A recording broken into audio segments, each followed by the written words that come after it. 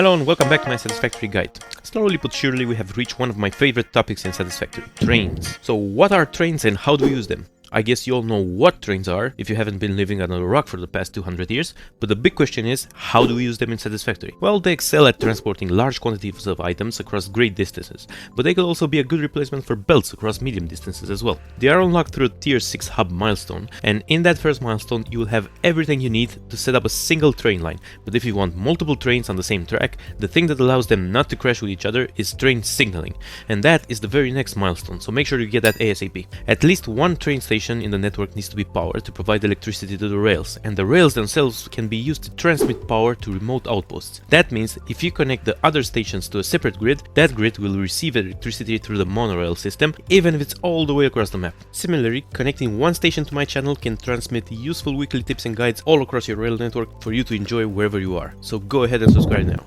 Platforms. In order to have your train transport items, you need to add freight or fluid platforms. They function basically the same, the only difference is in the cargo they handle. In front of each station, you will add as many platforms as wagons you have on your train, each platform being able to load or unload a single wagon. The loading and unloading is done in bulk, just like the in-game animation suggests. The entire contents of the wagon is dumped all at once into the station when unloading, or the reverse is true when loading. Careful here, as each platform can be set to either load items or unload items onto the train. It cannot do both. The simplest train line consists of two train stops connected in a loop. The train will run constantly and stop at each station and perform the assigned action according to the platform and train schedule. What is the train schedule, you ask? Each train has a schedule that you can edit by entering the train and pressing Q. Here you can add the stations at which the train stops and configure the actions for each one.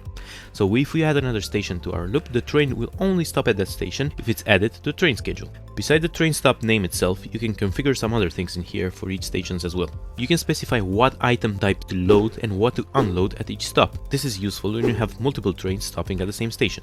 And 2, you can configure how long it stays. This is somewhat of a two-part parameter. We'll call it 2A, where you have the option to wait just for one load or unload cycle, or wait for a full or empty train. Keep in mind, this refers to the entire contents of the train, not just the items you have specified in the field below. So if you have a wagon that is not doing anything at a specific stop, it can cause this event to never trigger. And the second parameter, 2B, you can also set a certain wait time. Between 2A and 2B, you can put either a or and condition.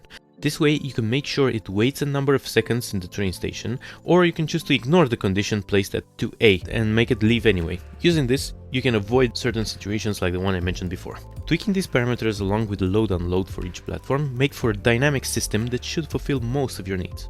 Now let's spice things up and add another train to the mix.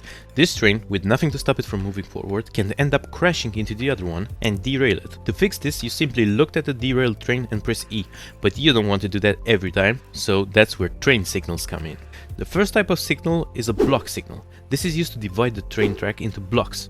Once you hover with the hologram over the tracks, you will see a colored overlay. This is a visual representation of the blocks. Once you place the signals, you will notice the color changes. That means a new block has been created and that the track was successfully divided into blocks. And it will not allow a train to enter a block if that block is occupied by another train. The number of blocks needed has to be greater than the number of trains running in that network for them to work. Keep in mind that one train can span across multiple blocks and they will be counted as blocked as long as any portion of the train is inside them, and this could create a deadlock in your network. Multi-networks. Now that you have a way to signal a train to stop, let's start building over our loop. We can add another loop to this and thus create a multi-network. We want train 1 to go between stations A and B and train 2 to go between stations A and C. To do this, we simply edit the schedule for each train and place the correct amount of block signals to split the rail. But this is actually just a presentation model. Train lines don't actually look like this. You most likely want your return path to be parallel to the other path. So that's why in any applications your rails will look more like this. It's the same rail topology but more realistic. Furthermore, we don't want train number 2 to do a complete loop. We want it to go directly from station C to station A. The way we fix that is by modifying the junction like this. We connect this line to the return line from B to A, and now we have created a more complicated junction and need to make sure we isolate it as a block so trains don't crash. And now it looks perfect. But is it? This junction works fine like this, but it has a drawback. When we have one train going in this direction and one train going in that direction, they will not pass simultaneously through the junction because the signals show it as occupied. Because it is. The block with the junction is occupied by another train, and thus no other train can enter it. But is there a way to get around that? Yes, there is, using path signals. You place a path signal on the line entering a junction, and that signal will reserve a path through that junction and will allow the train to pass even if there is another train in that specific block, as long as the path of the train does not cross the initial reserved path. The mechanics behind how it works is not that important. What you should remember is this.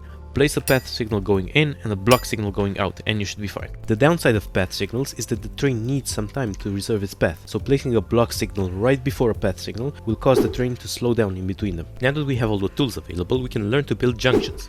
There are many types of junctions that you can build, especially with the verticality of the game. We can create many variations, like this junction here. It looks very strange and unique, but it's actually just a simple T-junction. So today we'll be focusing on cross junctions, T-junctions and roundabouts, as they will get you through every situation. First one is the cross junction. To build it, you start laying down a set of double rail segments of exactly 6 foundations length. Space the rails so that you can just fit a third one in between them. After that, create another segment like the previous one, but perpendicular to the first. Next, connect the ends like so that every direction can make a right turn. Then connect the left turn as well, like this. Do this for all the tracks and your junction is ready. Now to signal it. Like we discussed before, we place path signals in the direction going in and block signals in the direction going out. Now, signals are kind of buggy right now, and what I figure out is that sometimes you need to place the signs a little further away from the junction if it doesn't split it into blocks properly. I have not managed to get proper signaling to work in this intersection without connecting all the tracks together. It should have worked, but like I said, signals are kind of buggy now, so you might need to replace them a few times before they work. The second junction is the T-junction, and it's basically half of the cross junction. You can simply delete the rails going in one direction and you have a functional T-junction, just like that. The third one is the roundabout. This has the benefit of the tracks not crossing each other, and should be faster, in theory. To build a roundabout, you need to create a wide, near-perfect track circle. For this, I use beams. I place 4 beams, 40 meters each, in a cross, starting from a platform intersection point. Then start laying down the circular tracks, connecting all the beam ends, making sure they are perpendicular at the attachment point. After that, I add all the exits like this, usually connecting them to a fixed point based on where the platforms meet. This roundabout should work fine with just block signals, but make sure that the blocks are generated correctly, and it's important for this track to be divided like this, so that the trains can both leave and enter through the same exit simultaneously. Another setup that I wanted to talk to you about is the central train station, and by that I mean a series of stations connected together acting like a hub for incoming and outgoing resources.